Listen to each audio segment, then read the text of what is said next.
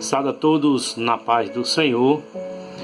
É com muita alegria nesta noite, a qual estamos aqui para poder anunciar a palavra de Deus, poder falar das maravilhas do Senhor, e que nesta noite Deus tem uma palavra maravilhosa aos nossos corações.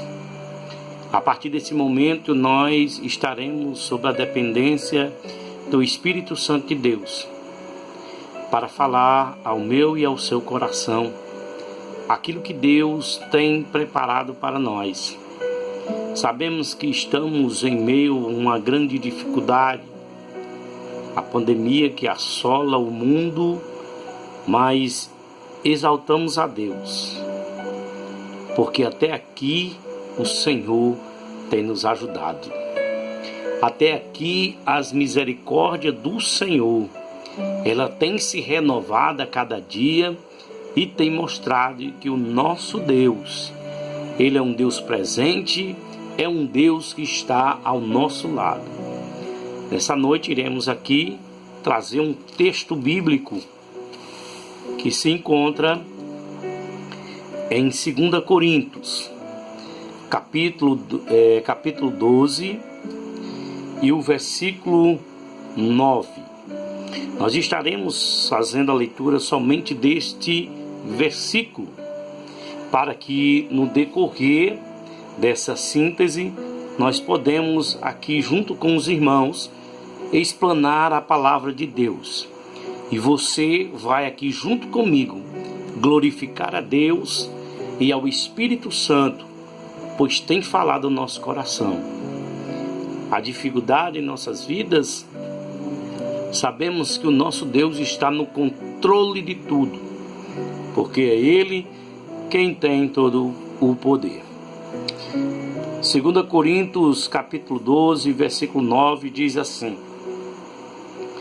E Ele me disse: A minha graça te basta, porque o meu poder se aperfeiçoa na sua fraqueza.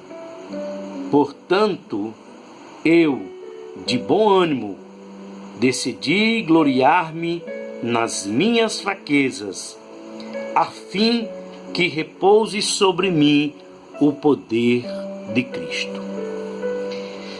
Essa palavra nesta noite, Deus tem algo maravilhoso a nos revelar. Quando nós encontramos na palavra de Deus a vida de Paulo, nós vamos entender que Paulo foi um grande perseguidor da igreja. Paulo foi aquele que foi destinado até aquele momento de perseguir os cristãos, de querer massacrar, de querer humilhar, de querer fazer o mal àqueles homens que naquela época serviam a Deus. Todos nós sabemos que a palavra, o nome Paulo, naquela época trazia medo, porque Paulo seria aquele que ele mesmo dá o testemunho de perseguidor da igreja. Quando nós analisamos isso, nós vamos ver que Deus, Ele sabe a forma de trabalhar o barro. Deus sabe a forma de trabalhar o vaso. Não importa a circunstância que o homem se encontre. Não importa a circunstância a qual viva quem for o homem nesta terra. Deus, Ele tem um propósito. E no momento oportuno de Deus, Deus faz com que mesmo aqueles que blasfemam, aqueles que fazem de tudo para querer parar, Deus resgata para mostrar que quem manda e quem faz conforme a sua vontade é Deus e não o homem. Nessa noite eu venho dizer para você, não importa as pessoas que estão ao seu lado, não importa as pessoas que estão aí na sua família, que não servem a esse Deus maravilhoso. Ei, Deus sabe a forma certa de tratar. Já já Deus resolve e faz desse Saulo um Paulo para a glória e para a honra do nome do Senhor. A palavra de Deus vai citar, e nós entendemos que no capítulo 7, necessariamente no final, existe um homem por nome de Estevão. E Estevão, por ser chamado entre aqueles diáconos que seriam para ajudar nos serviços da igreja, aquele homem, Deus o encheu de tal forma do Espírito Santo, que aquele homem incomodava aqueles fariseus, os sacerdotes daquela época, porque eles não compreendiam por que ele tinha tanta autoridade.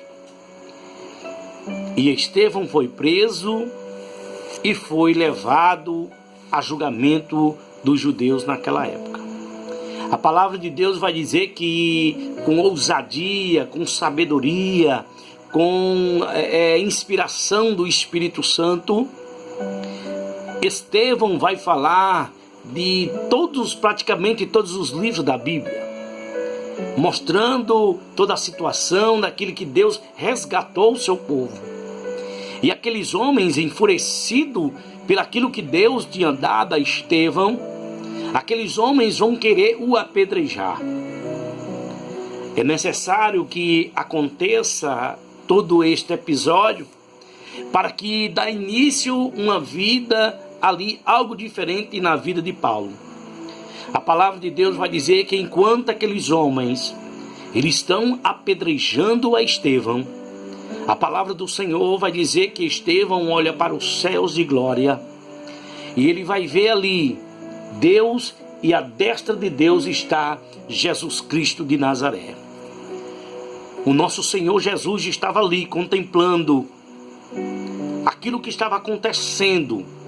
Um servo do Senhor glorificando e exaltando o nome dele e citando ainda mais: Pai, meu Jesus, a ti entrego o meu espírito, mas perdoa eles, porque eles não sabem o que fazem.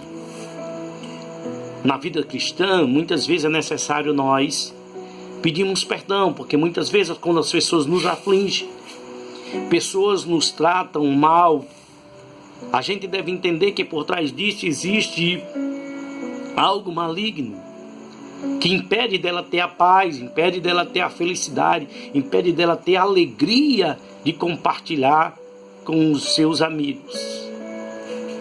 Quando nós observamos esse texto, nós vamos entender que quando pegam as vestes, a túnica de Estevão, eles vão jogar e cair aos pés de Saulo. O interessante é que Saulo seria o homem que mais iria escrever as cartas. Essas cartas que iriam ser algo que iria transformar, que iria mostrar ao mundo o quanto Jesus é misericordioso e bom. Quando nós olhamos para esse texto, nós vamos entender que estava ali Paulo e Saulo, e entrega ali, coloca aquela túnica aos pés de Saulo. Ele talvez não entendia qual era aquele propósito. Ele não entendia porque aquela túnica seria uma representação de todo aquele sangue, de tudo aquilo que estava se passando, seria colocado nas costas de Paulo. Seria uma vida de sofrimento, seria uma vida de perseguição, seria uma vida que não seria para muitos algo de glória, algo de exaltação. Mas eu glorifico e exalto o nome do Senhor, porque Paulo não se importou com aquilo que iriam exaltar ele. Paulo se preocupou se o nome do Senhor ele fosse glorificado. Quem sabe nessa noite nós estamos preocupados se o nosso nome vai estar lá ou vai ser ali. Não, devemos glorificar e exaltar o nome do Senhor, porque é Ele quem tem toda a glória e toda a honra e todo o louvor. A palavra de Deus vai dizer que no decorrer dessa história, no decorrer desses episódios, A palavra do Senhor vai dizer que Paulo recebe cartas para perseguir a igreja. Saulo, melhor dizendo, seria aquele que iria tentar arrancar, destruir a seita dos cristãos, daqueles que andam no caminho. O interessante é que Jesus, ele sabe a forma certa de trabalhar, porque é no caminho, perseguindo os que são do caminho, onde Paulo é pego por Jesus.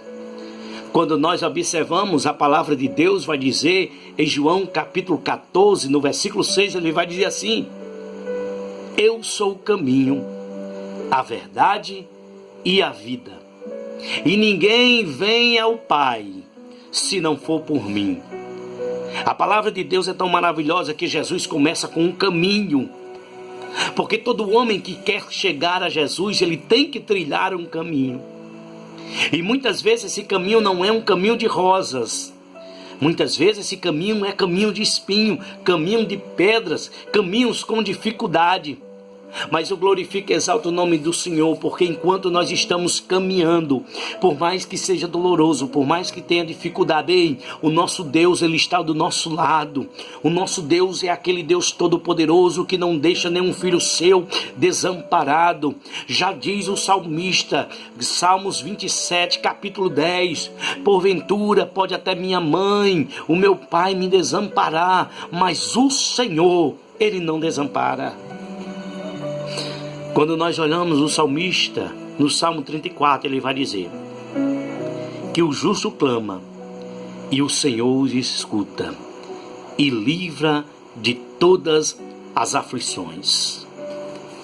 Jesus é aquele que é santo e poderoso para com a nossa vida. Jesus, ele tem nos resgatado, Jesus tem feito coisas grandes, porque mesmo em meio a essa pandemia, mesmo em meio a essa calamidade no mundo, Deus tem guardado a tua igreja. Deus tem guardado os teus servos.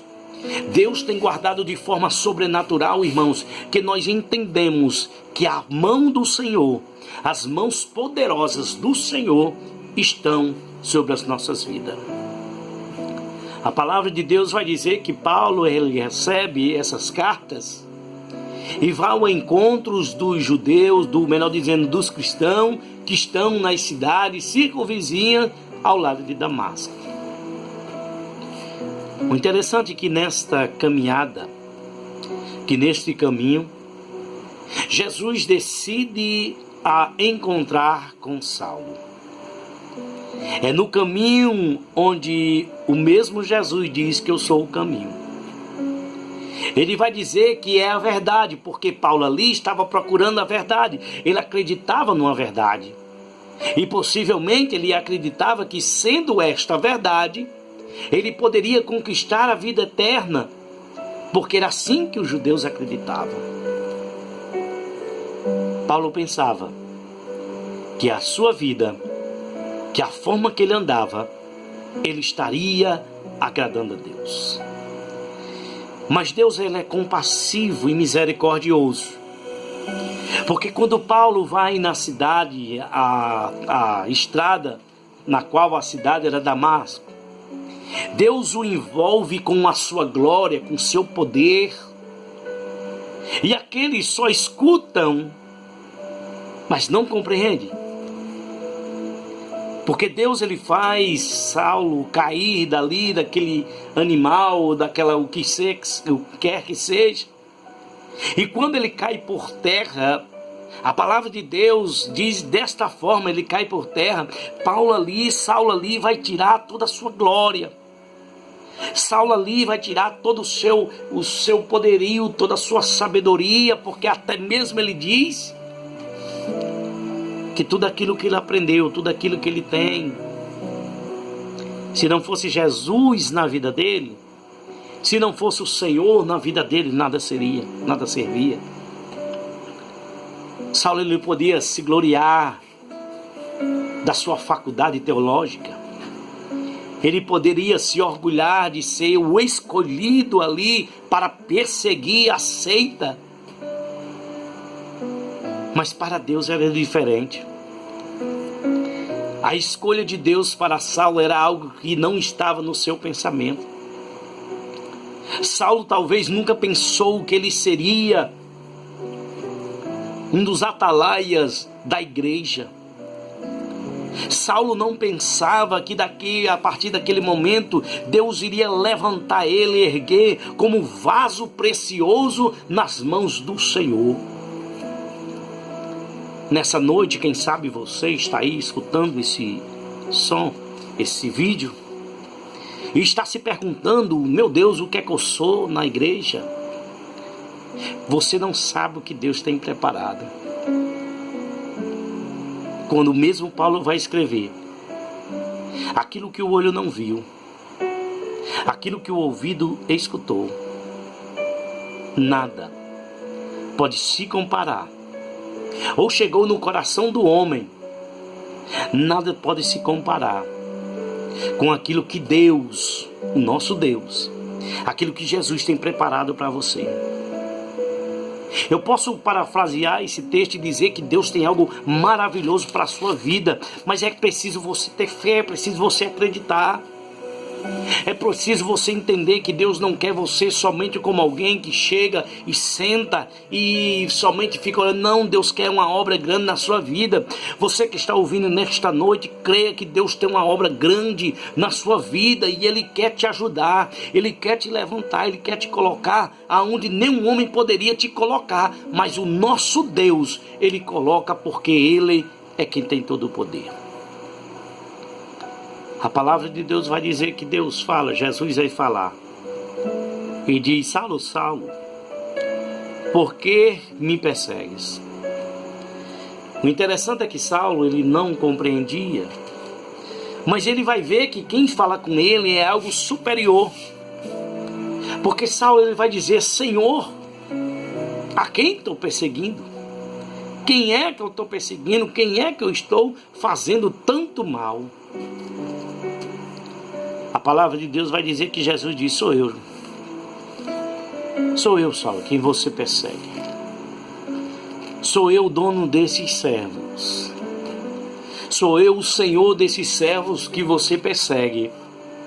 Sou eu, Saulo, aquele que você tem maltratado, aquele que você tem matado, aquele que as suas mãos estão com sangue. Imediatamente, quando Saulo cai, encobre-se como se fosse uma escama em seus olhos. E quem sabe os seus soldados vão levar até a casa de Judas e vão deixar lá naquela rua direita. E quando eles deixam lá Saulo, aquele homem começa a orar, começa a pedir a Deus. Começa a pedir a Deus o que é que está acontecendo na sua vida, o que foi que aconteceu, o que mudou tudo. Ele pensava que era de uma forma e agora Deus vem falar porque ele recebe Deus, ele entende que é a voz de Deus. A palavra do Senhor que Deus diz, que uma certa noite Deus vai falar ao profeta Ananias. E Ananias, sendo usado por Deus, temendo, como também temeu Samuel quando ia até a casa de Davi. E ele vai dizer: Senhor, Ananias, Senhor, eu sei como é esse homem tem a má fama. Mas eu glorifico e exalto o nome do Senhor, porque quando Deus brada no coração de alguém para falar, Deus sabe a forma certa de usar. E quando Ananias chega naquele lugar, está lá ele orando e jejuando depois de 3 dias, numa escuridão espiritual, numa escuridão que ele tentava ver quem era Deus, tentava aceitar, mas ele não podia enxergar. Sabe por quê, irmão? Sabe por que é interessante isso? Eu disse aqui escuridão espiritual, mas não. Isso aqui, quando Saulo estava com aquelas escamas nos seus olhos, Saulo ele não estava mais vendo nada aqui desta terra. Saulo não tinha mais percepção dos olhos daquilo que era dessa terra. Mas Saulo já entrava na sua dimensão espiritual para entender o propósito de Deus na sua vida. Saulo não estava mais olhando as coisas desta terra. Saulo não mais queria saber das coisas dessa terra. Por quê? Porque o próprio Deus colocou uma cegueira para aquele homem, mas uma cegueira terrena. O interessante é que durante esses 3 dias, Saulo orando e jejuando, e quem sabe Jesus falando ao seu coração, chegou o momento agora de Saulo testemunhar aquele que fez aquilo na vida dele. A palavra do Senhor vai dizer que aquele homem, ele estende as suas mãos. E Ananias, a orar, as escamas dos olhos de Paulo caem. E naquele momento, aquele homem começa a fazer a obra de Deus. Saulo passa, agora chamado Paulo. Ele vai passar 14 anos. 14 anos escondido dos apóstolos. Ele passa um período de 2 anos na Arábia, escondido no deserto, como vai relatar em Gálatas. O interessante é que o homem e a mulher de Deus, para entrar no ministério, devemos sempre passar pelo deserto. Nós vemos que magnífico é a revelação da palavra do Senhor, porque quando ele diz que Paulo ele vai para o deserto da Arábia, nós entendemos que para o homem de Deus, ele tem que passar um momento sozinho, um momento sem estar perceptível por alguém. Às vezes as pessoas querem ser perceptíveis, querem se apresentar. Ei, o homem de Deus, a mulher de Deus, ele não se importa se não está vendo, se não estão vendo. Quando Deus quiser mostrar, Deus mostra. Paulo está no deserto. E para que ele venha se apresentar aos seus discípulos, os discípulos de Jesus, os apóstolos, eles passam 14 anos. Passa esses tempos todinho para que eles venham tentar, querer aceitá-lo. A vida de Paulo não foi fácil, porque a vida dele era uma vida de perseguição, de tortura. Enquanto eles começavam a libertar as pessoas aprisionadas por demônios de adivinhação, quando ele liberta aquela mulher, aquela jovem, o que acontece é que eles vão ser chicoteados. E eles vão colocar num cárcere. Mas eu glorifico e exalto o nome do Senhor, porque em meio às lutas, em meio às adversidades, em meio aos reveses da nossa vida, aquele que conhece a Deus, aquele que sabe que Deus está junto dele, que não desampara, ele glorifica, louva o nome do Senhor Jesus. Não importa a prisão, não importa a situação, não importa a escassez, a morte, a espada, nem o vir, nem o porvir, mas aquele que confia no Senhor, já diz o Salmo 125, eles são como um monte de Sião, que não se abala, mas permanece para sempre. Permaneça na presença do Senhor, permaneça, porque quem guarda a sua vida, quem segura a sua vida é Jesus de Nazaré. A palavra do Senhor vai dizer, quando chegamos aqui, nesse capítulo 12, Paulo vai dizer das revelações que ele teve, revelações tremendas, porque ele vai dizer que chegou até o 3º céu, e ali estava o paraíso de Deus, o paraíso onde um rei está com seu muro cercado do seu palácio e anda com o teu servo de braço, porque essa é a interpretação persa do que é o paraíso. Mas eu glorifico e exalto o nome do Senhor, porque ele vai dizer, olha, se eu estava no corpo, eu não sei. Ou se eu estava, ou se eu não estava, eu não sei. Só sei que eu fui para lá. Mas é interessante, porque os homens que estavam no corpo e foram até se aproximar com Deus, aqueles homens foram levados, como Enoque e Elias, e eles não voltaram mais.